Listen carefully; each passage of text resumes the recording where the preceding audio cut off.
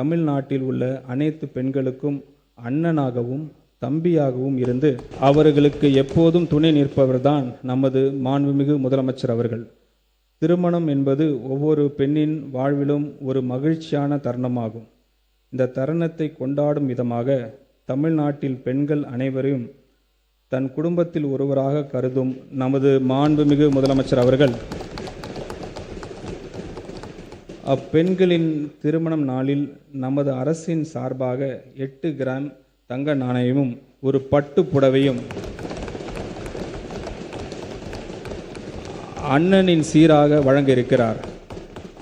இத்திட்டத்தினை செயல்படுத்த திருத்த வரவு செல்ல திட்ட மதிப்பீடுகளில் 812 கோடி ரூபாய் நிதி ஒதுக்கீடு செய்யப்படுகிறது. நம்முடைய கொள்கை தலைவர் பெருந்தலைவர் காமராஜர் புதிய உணவு திட்டத்தை கொண்டு வந்து மாணவர்களின் வயிற்று பசியை மட்டுமின்றி கல்வி பசியும் போக்கினார்.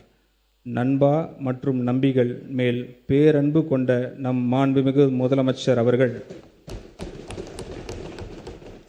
முதலமைச்சரின் காலை உணவு திட்டத்துக்கு பெருந்தலைவர் காமராஜர் காலை உணவு திட்டம்